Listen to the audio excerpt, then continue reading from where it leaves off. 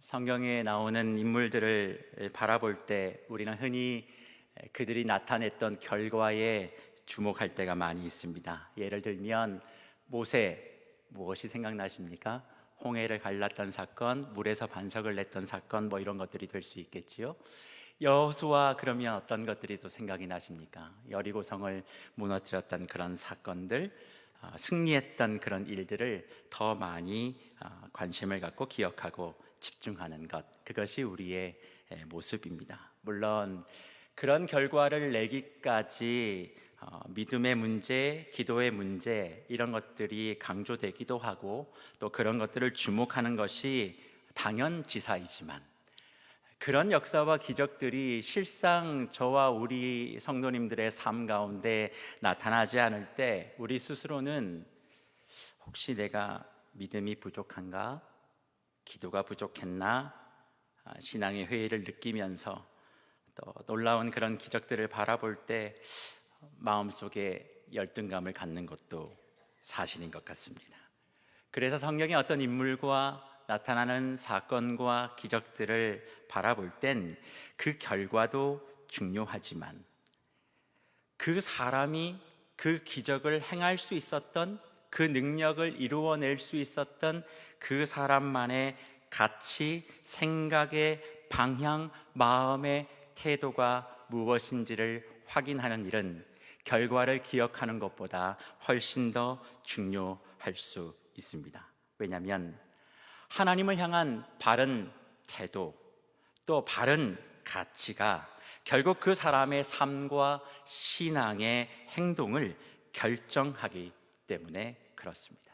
그래서 믿으면, 기도하면, 부르짖으면 그 이전에 그 사람 자체가, 기도하는 그 사람 자체가, 무언가 행동하는 그 사람 자체가 가지고 있는 신앙의 중심된 가치, 그 마음의 방향, 그 방향과 가치 속에서 뿜어져 나오는 삶의 근본이 무엇인지를 알고 그것을 내 것으로 삼아낼 때 무언가 내가 해내어야지, 뭔가 내가 보여주어야지 라고 하는 노력과 열심 없이도 하나님께서는 자연스럽게 그 사람을 통해 성경이 말하는 하나님의 백성으로서의 변화와 하나님의 나라를 감당해낼 수 있는 능력을 소유하게 하시고, 그 성경 속에 나타났던 기적과 능력을 오늘 우리의 삶 속에도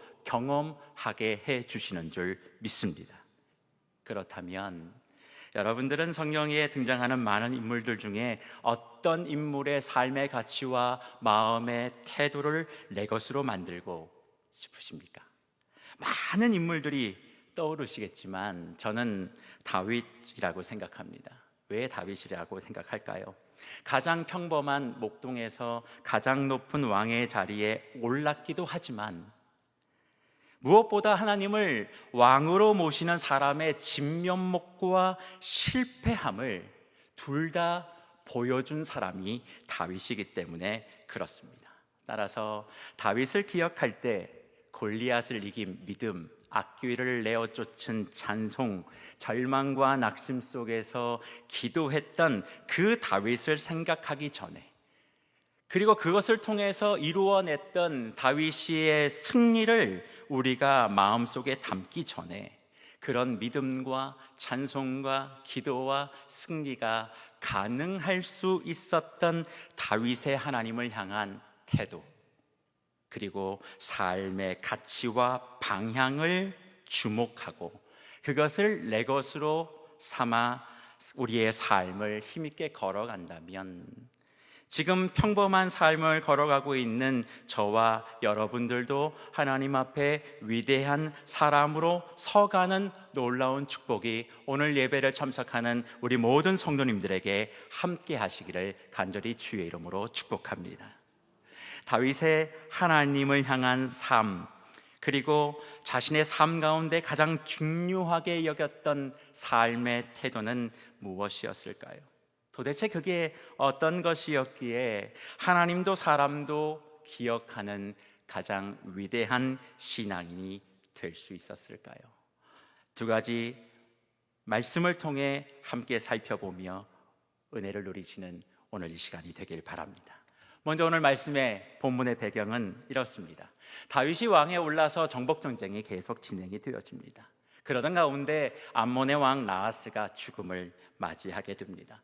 사실 그 당시에 다윗 왕국은 영토의 확장이 최고로 이루어져 있었고 당대의 최고의 강대국으로서 군림하고 있었던 상황이었습니다. 그러던 중에 암몬의 왕 나하스가 죽게 됩니다. 그리고 그의 아들 하눈이 왕위를 받아 계승하게 되는 이런 복잡한 상황들이 오늘 본문이었음을 말해주고 있습니다. 다윗의 입장에서 한번 생각해 보시죠. 정복전쟁을 계속해 가고 있는 가운데 어차피 암몬도 정복해야 될 나라 중에 한 나라였습니다. 그런데 그 나라의 왕이 죽고 아들이 계승을 합니다. 뭔가 혼란스럽고 어수선한 상황이지요. 그러면 정치가이자 군사 전문가였던 다윗은 당연히 그 틈을 놓치면 안 됐던 것입니다. 암몬을 공격하기에 최고의 적기일 수 있었습니다. 그럼에도 불구하고 다윗은 암몬을 공격하지 않습니다. 오히려 나하스의 죽음을 문상하는 조문단을 꾸리고 그들을 암몬으로 보냅니다. 그런데 그 조문단을 보내는 이유를 성경은 이와 같이 기록합니다. 오늘 본문 2절이지요.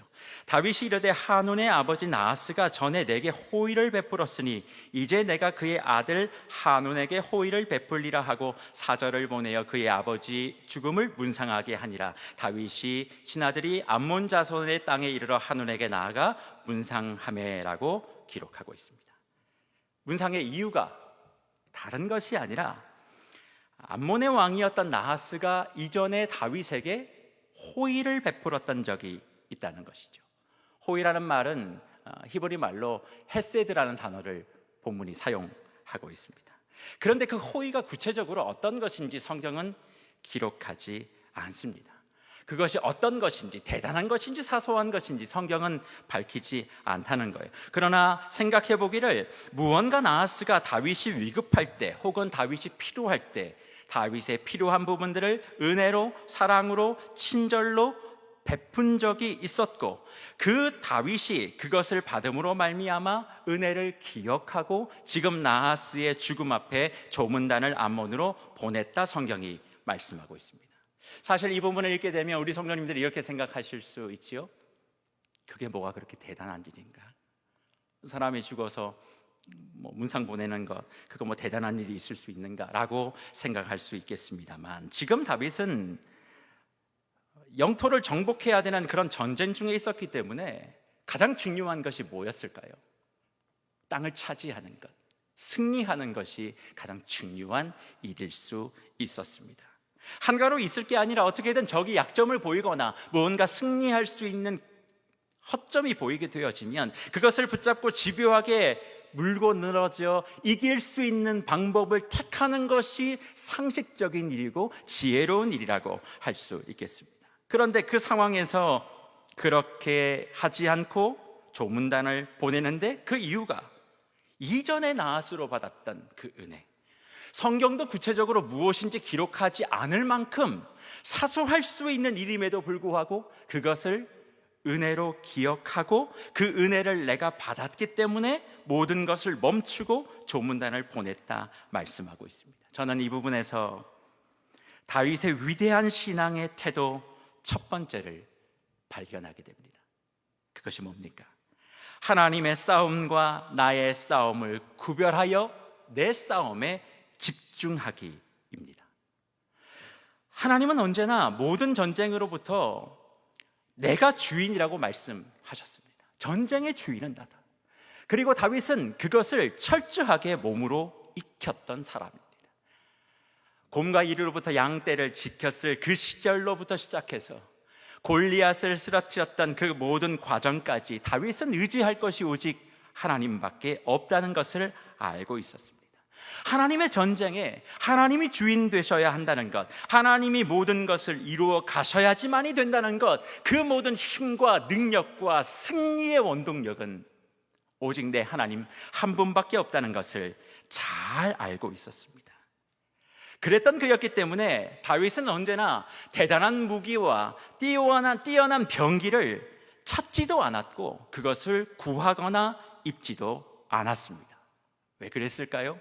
하나님이 하실 일이기 때문에 그렇습니다. 내가 개입해서 이렇게 하면 이기고 저렇게 하면 승리할 것이다, 이런 생각조차를 하지 않았던 것이지요. 오히려 내가 개입하게 되어지면, 내가 무언가를 생각하고 내 힘이 들어가게 되어지면 패할 수 있다는 것을 알았기 때문에 싸움은 하나님이 싸우시고 나는 내가 싸워야 될 그 일, 내가 해야 될 그 일에 집중하겠습니다 라고 생각했던 사람이 바로 다윗이었습니다. 쉽게 이야기하면 하나님의 승리를 위해서 쓰임받아야 되는 거룩한 도구로서 자기를 만들기 위한 싸움만 집중하면 된다는 것을 알았던 것이지요. 하나님의 싸움을 어떻게 이길까? 그래서 다윗이 고민하지 않고 어떻게 그 하나님의 싸움을 이길 수 있는 좋은 도구로 나를 만들어낼 것인가? 그것에 집중했던 사람이 바로 다윗이었습니다. 그래서 다윗은 어떤 싸움에서도 자기 자신에만 집중했지요.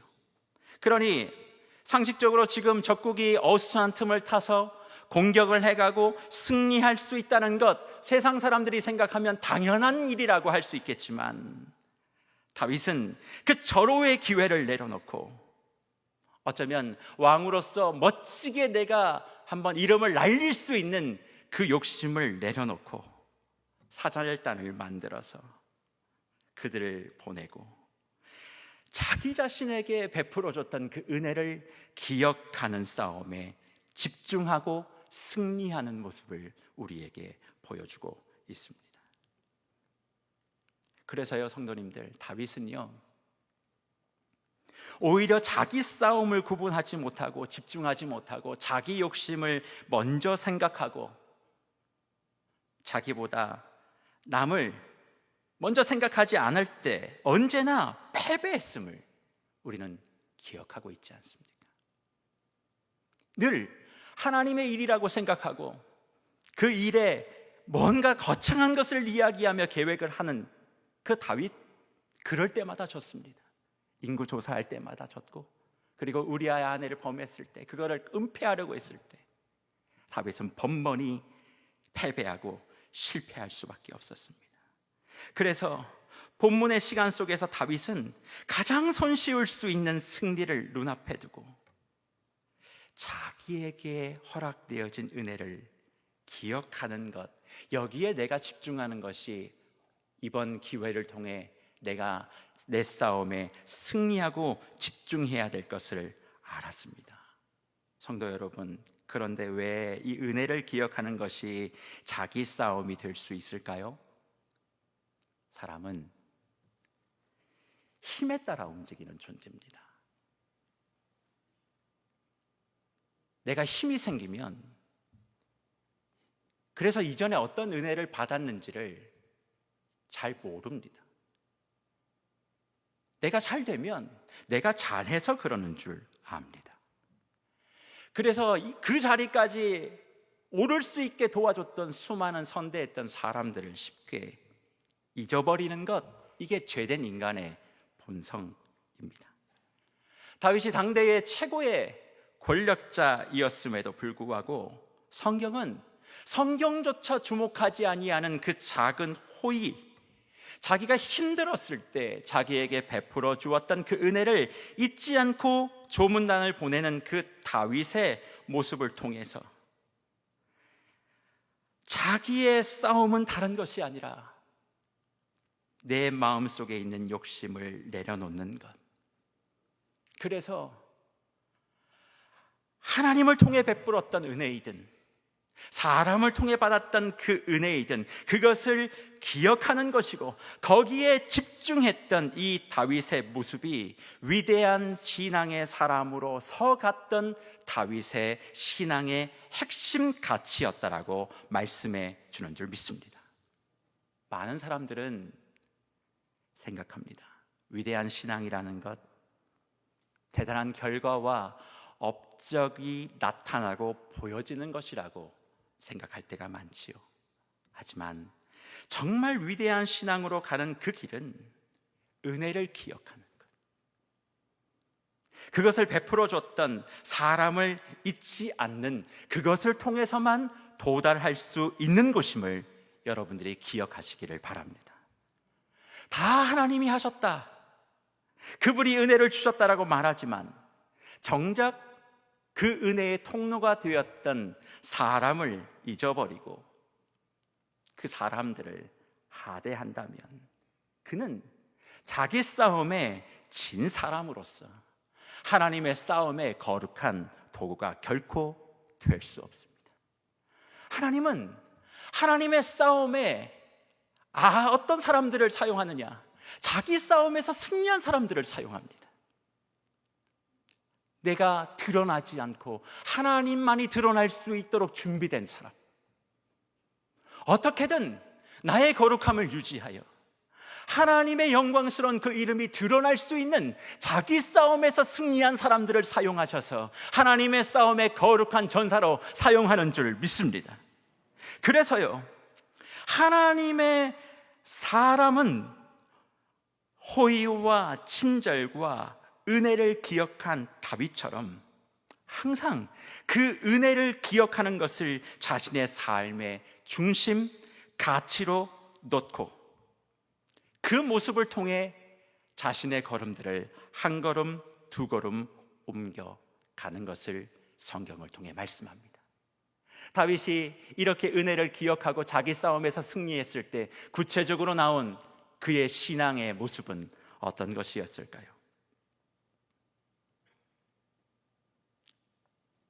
오늘 본문 말씀에도 보면 자신의 정치적인 야망보다 다윗은 자기의 사람들, 자기와 함께했던 그 한 사람 한 사람들을 집중해서 살피는 모습을 계속 보입니다.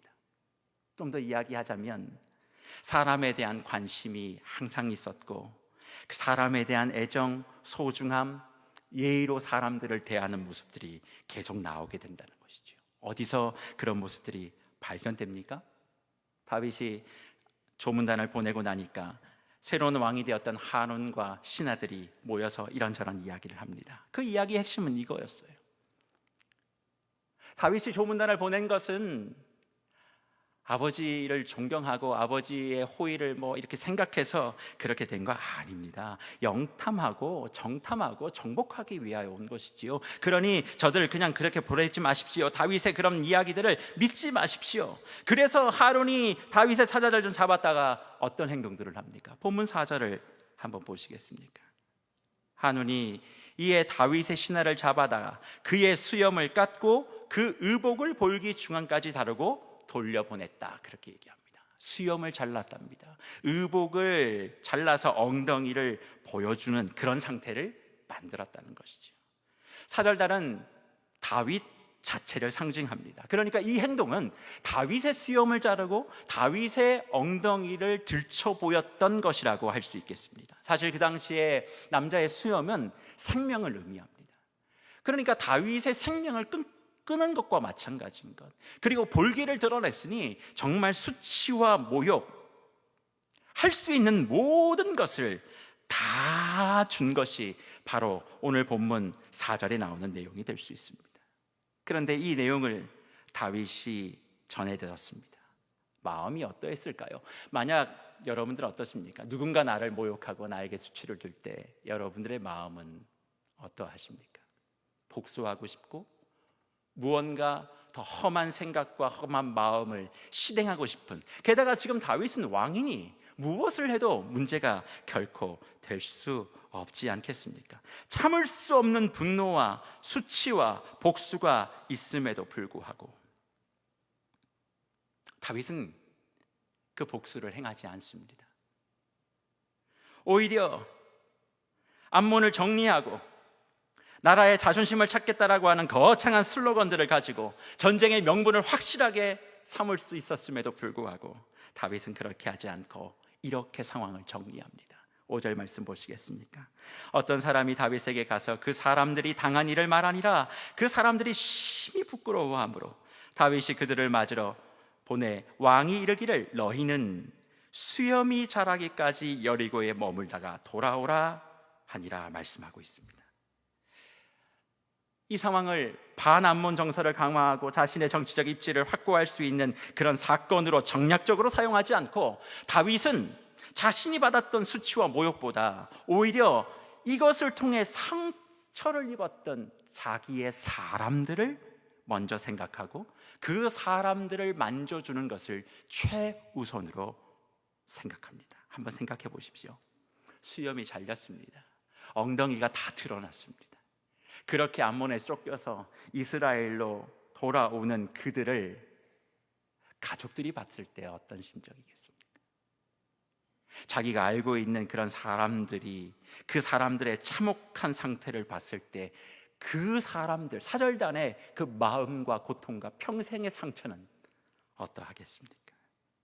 그래서 다윗은 이 상황 가운데 자신의 어떤 복수, 정치적인 야망 이런 것보다 상처받은 그 영혼들을 먼저 생각하고 그들을 말로만 위로하고 회복한 것이 아니라 모든 물자가 풍부했던 여리고를 제공하고 거기 가서 휴식을 취하면서 수염이 자라기까지 너의 모든 상처와 마음의 아픔이 치유될 때까지 있다가 돌아오라고 명령하고 있습니다. 그래 성도 여러분, 하나님을 정말 사랑하는 사람은 사람을 결코 하찮게 여기거나 함부로 여기거나 무례히 행치 않습니다. 하나님의 사랑을 받고 큰 일을 하는 사람일수록 배려와 그 사람을 진실하게 대하는 마음이 우선될 수밖에 없기 때문에 그렇습니다. 계산하며 그 사람을 대하지 않습니다. 전심으로 그 사람을 대합니다. 왜 그렇습니까? 하나님을 사랑하는 것과 사람을 선대하고 예의 있게 대우하는 것은 다른 차원의 문제가 아니기 때문에 그렇습니다. 보이지 않는 하나님을 사랑하는 것은 보이는 이웃을 사랑하는 것이고, 하나님을 사랑한다면 사람의 마음을 먼저 살피고 소중히 여길 수밖에 없기 때문에 그렇습니다. 그래서 하나님을 사랑한다는 사람은 결코 사람을 이용하려고 들거나 터무니없는 말들로 그 사람을 수치와 모욕의 자리에 들어가게 하지 않습니다. 하나님을 믿는다고 하면서 사람에게 그럴 수 없기 때문에 그렇습니다. 그러기에 우리가 하나님의 위대한 일을 감당하고 그것을 꿈꾸고 위대한 신앙의 소유자로 거듭하고 싶다면 먼저는 작은 것이라 할지라도 내가 받은 호의와 친절을 기억하고 그것을 다시 나누어 베풀어 주는 자리에 서 있는 것으로 내 삶의 방향과 가치를 확실하게 해야 될 줄 믿습니다. 동시에 누군가의 허물을 들춰내고 그것을 전파하고 남에게 수치와 모욕을 주는 말을 거두어드리고 누군가의 아픔을, 누군가의 눈물을, 누군가의 한숨을 따뜻하게 안아주고 보듬어주고 그 사람들을 향한 예의 있는 삶의 태도를 갖추는 것, 그럴 때 위대한 신앙의 길은 출발되는 줄 믿습니다. 그래서 지금 어쩌면 하나님은 우리를 통해 세상을 뒤집어 놓으라는 명령보다는 내 옆에 둔 천하보다 귀한 그 한 영혼, 울고 있는 그 한 사람, 아파하는 그 가족, 자녀, 내 남편, 아내, 형제, 부모, 그들을 잘 살피라고 말씀하시며 너희는 큰 거 생각하지 마. 그건 내가 알아서 할게. 너희가 해야 될 건 그런 사람들을 좀 살펴주고 보듬어 안아주면 안 되겠니? 라고 말씀하고 계시는 것은 아닐까요? 코로나 문제도 마찬가지입니다. 코로나 문제 하나님의 계획 속에 없는 것입니까? 그렇다면 코로나 문제는 하나님께 맡기시면 돼요. 하나님이 하나님의 방법으로 선하게 이끌어 가실 겁니다. 그러면 우리는 어떤 싸움을 싸워야 될까요?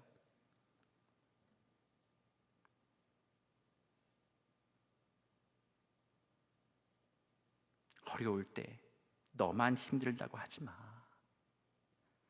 너만 어떻게 좀 안전하게 되면 되지, 너 자신에게만 집중하는 그 생각과 욕심 좀 덜어내봐.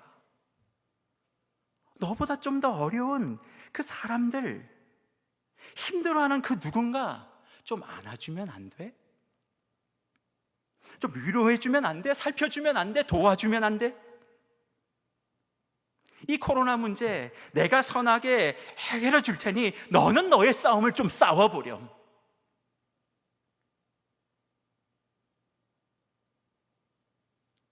그러니 주 안에 사랑하는 성도 여러분, 하나님의 성실하심과 신실하심이 지금 이 바이러스 문제 가운데도 함께 하시고 그분이 이 문제를 선하게 해결해 주심을 믿고 우리는 우리가 싸워야 할 싸움에 집중하고 승리하시기를 간절히 주의 이름으로 축복합니다. 지금 우리가 싸워야 될 싸움은 다른 것이 아니지요. 뭐겠습니까? 은혜를 기억하는 태도예요. 모든 것이 멈춰진 지금 내가 여기까지 올 수 있도록 도와주셨던 수많은 사람들 한번 기억해 보는 겁니다. 그리고 그 은혜를 기억한다면 멈추지 말고 또 누군가를 선대하고 나보다 어려운 이들을 돌아보고 사람에 대한 나의 시선과 가치를 내가 서 있는 모든 삶의 터전에서 신실하게 이루어낼 때 저와 여러분을 하나님은 위대한 신앙으로 이끌어주시고 그런 신앙의 태도와 가치의 모습을 보고 있는 우리 자녀들까지도 그것을 그대로 배워 이 시대 가운데 역사하시는 하나님의 놀라우신 축복을 반드시 우리에게 부어주실 줄 믿습니다. 이 모든 은혜가 오늘 함께 자리하고 있는 저와 여러분들에게 충만하시길 간절히 주의 이름으로 축복합니다. 그리고 두 번째로 다윗의 위대한 신앙의 태도가 한 가지 더 있습니다. 그것은 세상 방법이 아닌 하나님과 연합하기입니다. 오늘 본문을 한번 다시 보겠습니다. 호의를 베푼 다윗을 향해서 모욕을 줬던 암몬이 이제서야 그것이 잘못된다는 것을 파악합니다.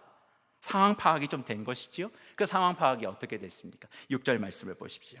암몬 자손이 자기가 다윗에게 믿게 한 줄 안지라 한운과 암몬 자손은 더불어 은천 달란트를 아람과 나하라임과 아람마가와 소바에 보내 병고와 마병을 상뢰되 그렇게 기록합니다. 결국 잘못됐다는 것을 인지하지요. 그리고 그것을 이제 풀어야 된다라고 생각을 하고 한운이 움직입니다. 그런데 한운이 내어놓던 그 해결책이 뭡니까? 은천달란트, 병거, 마병이었습니다. 은천달란트와 병고와 마병과 용병들을 사가지고 이 문제를 해결하려고 하죠. 사실 여기에는 두 가지의 문제가 있습니다. 잘못된 것이 있어요. 하나는 잘못은 지금 누구에게 있습니까? 다윗에게 한 겁니다. 그러면 다윗에게 찾아가서 직접 이런저런 호의를 베풀어 주었는데 오해가 있었습니다. 저희가 무례했습니다. 정말 죄송하고 미안합니다. 사과하고 거기에 합당한 방법을 취하면 되는 것인데 사과가 전혀 없었다는 것, 첫 번째 잘못된 부분이고, 두 번째로 잘못된 부분은 뭡니까? 당사자인 이스라엘과 전혀 상관없는 아람을 끌어들입니다. 아람을 끌어들여서 그들을 통해 문제를 해결해내는데 아람을 끌어들일 때 사용했던 방법이 뭐였습니까? 돈이었습니다. 돈으로 문제를 해결하는 방식, 이것이 잘못된 것이죠. 사실 하론의 모습 속에선 지금 세상에서 문제가 발생했을 때 문제를 해결하는 그 방식이 동일하게 등장하는 것을 발견하게 됩니다. 왜 하론은 세상은 자꾸 이런 문제 해결 방식을 택하게 될까요? 하나님을 알지 못하는 사람들의 문제 해결 방식은 딱 두 가지입니다. 첫째는 책임 회피, 두 번째는 돈으로 해결. 그래서 어떻게든 세상은 자기 대신 누군가가 책임져 주길 바라고, 그러기 위해선 사람이 필요하니까 사람을 돈으로 자꾸 이렇게 매수하고 해결하는 방법. 그러니까 단지 문제 해결 방법을 보면 세상이 가지고 있는 그 가치의 중심을 알 수 있습니다. 그게 뭘까요? 힘과 돈입니다. 그 두 가지면 된다. 그게 지금 한원과 세상이 보여주는 방법이죠. 자, 그러면 힘과 돈이라고 하는 이런 세상의 해결 방법 앞에 맞서는 다윗의 방법, 그것이 무엇일까요? 역대상 19장 12절과 13절은 그 방법을 우리에게 이렇게 제시합니다. 이르되 만일 아람 사람이 나보다 강하면 내가 나를 돕고 만일 암몬 자손이 너보다 강하면 내가 너를 도우리라. 너는 힘을 내라. 우리가 우리 백성과 우리 하나님의 성읍들을 위하여 힘을 내리니 내가 여호와께서 선히 여기신 대로 행하기를 원하노라 말씀하고 있습니다. 사실 지금 암몬이 뭔가 잘못된다는 걸 알았을 때 아람을 끌어들여요. 그리고 난 다음에 이 둘이 연합군을 이루어서 다윗에게 맞서는 상황. 그런데 그 암몬과 아람 연합군에 맞서고 있는 사람이 누구냐면 요압과 아비새였습니다. 사실 요압과 아비새는 다윗을 대신하여 전장을 지키고 있지요. 그러니 전장을 지키는 것은 요압과 아비새지만 실제적으로는 다윗이 그 전장에 있는 왕으로서 역할들을 감당하고 있기 때문에 다윗의 생각과 방향대로 모든 것을 수행해야 되는 것이 사실입니다. 그런데 그것을 수행하는 이 요압과 아비새의 고백이 무엇이었습니까? 서로 돕자. 우리 지금 중간에 끼었으니 암몬과 아람이 중간에 연결하니까 우리가 서로 도와야 돼. 그리고 이 일은 사람에 있는 게 아니야. 하나님께 있는 거잖아. 그러니까 하나님이 우리를 지키실 거야. 그분만 의지하자라고 고백하는 겁니다. 자, 그럼 한번 보십시오. 암몬과 아람, 힘과 돈으로 이 문제를 해결하고 있고 그 사이에 끼어 있는 다윗을 대신하여 서 있는 요압과 아비셋, 곧 이스라엘을 대표하고 있는 이 사람들은 누구를 의지합니까? 하나님만 의지하고 하나님만 연합되어지면 이 문제는 해결되어진다 말씀하고 있는 거죠. 이런 차이가 어떻게 있을 수 있을까요? 하나님을 믿음으로 고백하는 사람은 언제나 하나님의 백성다운 정체성을 유지하는 사람들이기 때문에 그렇습니다. 그래서 하나님 나라의 정체성은 쉽게 말하면 이겁니다. 하나님과 연합됨을 이야기하죠. 그러니 하나님 나라의 백성으로서 살아가는 사람들에게 있어서 가장 중요한 건 하나님하고만 연합되는 거예요. 어떻게든 세상적인 방법들이 다 있지만 하나님과만 내가 연합되어지고 그 정체성만 잃어버리지 않으면 하나님은 이 땅 가운데 약속하신 모든 것을 그의 자녀에게 주시겠다라고 하신 그 모든 것을 누리며 살아갈 수 있는 존재라는 것입니다. 그래서 광야에서 시험 받으셨던 예수님을 한번 생각해 보십시오.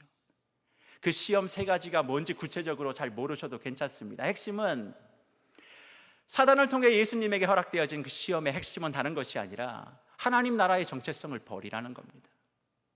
그냥 먹는 데 집중해. 명예로운 거, 그리고 모든 걸 다 가지는 거, 그것만 집중해.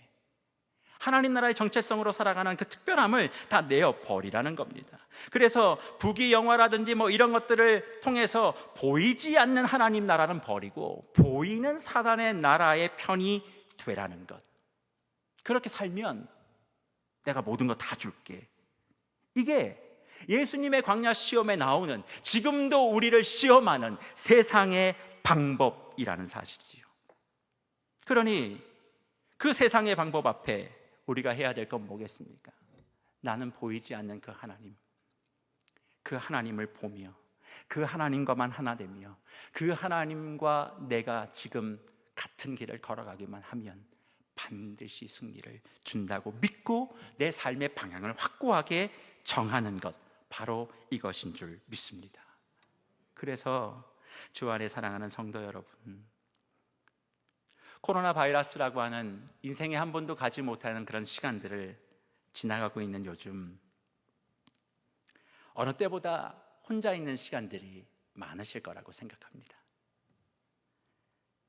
그 시간 속에서 어떤 생각들을 하십니까? 저는 하나님이 멈출 것까지 알았던 이 세상을 이렇게 쉽게 멈추실 수 있으시구나. 어떻게 이렇게 한 번에 다 스톱을 시킬 수 있으시지? 정말 마음 먹으시면 모든 걸 다 스톱시킬 수도 있으시겠다, 그런 생각들을 하게 되어집니다. 그러면 일부분을 멈추게 하시면서 하나님이 우리에게 요구하시는 것은 어떤 것일까요? 특별히 믿음의 사람인 저와 여러분에게 하나님은 이것을 요청하고 있는 것은 아닐까요? 너희들 혹시 나하고 같이 연합해서 하나님 백성의 정체성을 유지하고 산다곤 하는데 가끔 종종 세상과 연합하잖아. 근데 잠깐 멈추고 한번 생각해봐. 진짜 나하고만 연합해? 진짜 너 그래? 아니, 가는 길 잠깐 멈추고 생각해봐. 지금이 그 시간이야. 그 멈추진 세상 가운데 내가 하나님 방법 말고 세상의 방법과 같이 하고 연합했던 것 이제 정리하고 나하고만 하나 되고 나하고만 연합되어서 진짜 하나님 백성 다음으로 다시 시작해보자. 다시 세상을 돌아가게 할 텐데 그땐 이전과 달랐으면 좋겠어. 주님 다시 오실 거니까. 그때까지 다시 너 안에 있었던 하나님 말고 적당하게 세상의 방법과 세상의 힘들을 이용했던 것 다 한번 털어내보자. 지금이 그 타임이야. 교회를 향한, 믿는 우리를 향한. 그러니 주 안에 사랑하는 성도 여러분, 지금 정말 이 시간을 지나가며 의미 없이 지나가서는 안 됩니다. 가정 속에, 교회 속에, 직장 속에, 사회 속에 나는 하나님의 백성으로서 하나님만 연합하고 하나님의 방법만을 사용해 왔던가, 아니면 세상의 방법을 절묘하게 하나님의 이름으로 포장하면서 실제는 하나님이 아니라 세상과 연합했던 그 모습이 혹시 있다면 그 모든 것을 정리하는 지금의 시간이 되어야 될 줄 믿습니다.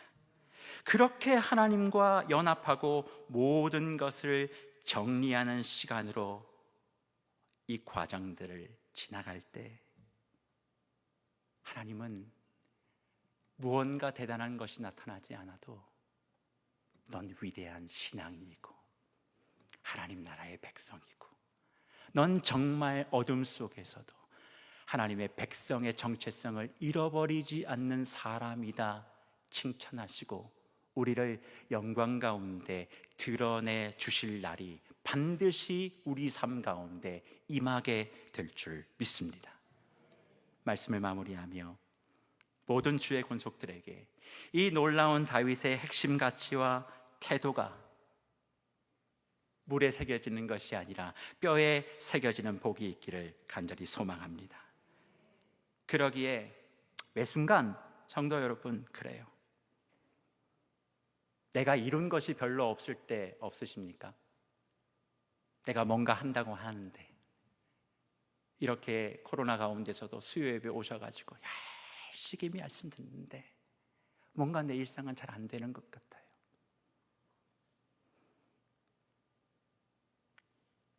또 내가 무언가는 또 하고 있는데 결과는 또 별로 없어요. 눈에 보이는 게.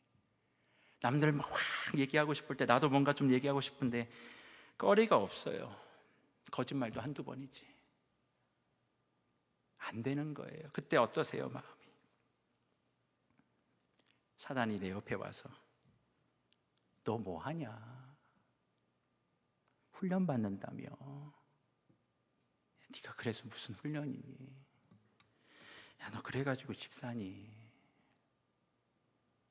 너 권사야? 장로니? 목사니? 그런 참소들이 있을 수 있습니다. 그럴 때 내가 지금 당장 뭔가 보여줄 만한 눈에 보이는 대단한 믿음의 결과를 소유하고 있지 않다 할지라도 당황하지 말고, 그래, 내가 이 순간 저 소리에 흔들릴 게 아니라 하나님의 일은 하나님께 맡기고 나는 내 싸움만 집중하자.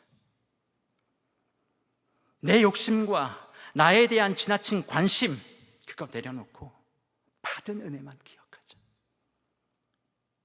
나를 선대해줬던 수많은 사람들, 그들을 다시 기억하고 그들을 잊지 않고 그들에게 그 은혜를 갚아보자. 누군가에 대한 험담 멈추고, 허물을 덮어주고, 사람 약점 이용하지 말고 내가 할 수 있는 범위 안에서 안아주고, 쓰다듬어주고, 눈물 닦아주고, 이것이 쌓이고 쌓이면 반드시 하나님께서 저와 여러분의 생에 말로 다 할 수 없는 위대한 믿음의 여정을 걸어왔음을 칭찬해 주실 줄 믿습니다. 그리고 혼자만의 시간, 사회적 거리두기 속에 우리가 있지만 주님과 더욱 가까워지는 시간들을 통해서 내 생에 무엇을 비워내야 할지, 무엇을 덜어내야 할지, 하나님과 손잡고 있는 것 같지만 그렇지 아니하는 모든 영역들, 사람이면 사람, 돈이면 돈, 일이면 일, 취미면 취미, 그것이 어떤 것이든 내가 하나님보다 의지하고 기대고 있었던 그 모든 것을 정리해내는 하나님과 연합하는 분별력을 통해서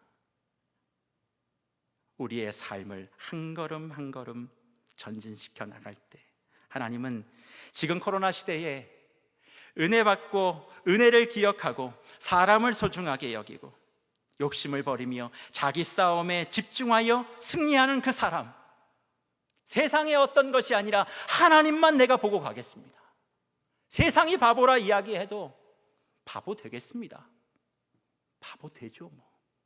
정말 하나님만 함께 하실 수 있다면 내가 바보 돼서 바보를 어떻게 높이 사용하시는지, 그래서 내가 드러나는 것이 아니라 하나님이 어떻게 영광 받으시는지 나를 사용해 주시옵소서라고, 내 가정을 사용해 주시라고, 내 자녀를 사용해 주시라고 이 아침, 이 저녁 하나님 아버지 앞에 마음과 정성을 다해 기도할 때 작금의 위기의 시간을 지혜롭게 살아내요 하나님 앞에 위대한 결과는 지금 내지 못해도 위대한 신앙의 길을 끝까지 성공하여 달려가시는 저와 여러분들이 되시기를 간절히 주의 이름으로 축복합니다. 기도하겠습니다. 고마우신 하나님 아버지, 감사합니다. 오늘도 주신 말씀을 기억하며 그저 하나님만을 바라보며 하나님만을 의지하며 내 안에 있는 모든 잘못된 것들을 내어나기를 결단하는 사랑하는 주의 권속들을 축복하시고, 이후에 여러 가지 많은 내용들을 함께 기도할 때 하나님이 허락하신 놀라운 은혜를 공급하여 주시옵소서. 오직 하나님의 이름과 은혜로만 승리하는 멋진 인생 될 수 있도록 은혜 베풀어 주시기를 소원하옵고 예수님의 이름으로 기도하옵나이다. 아멘.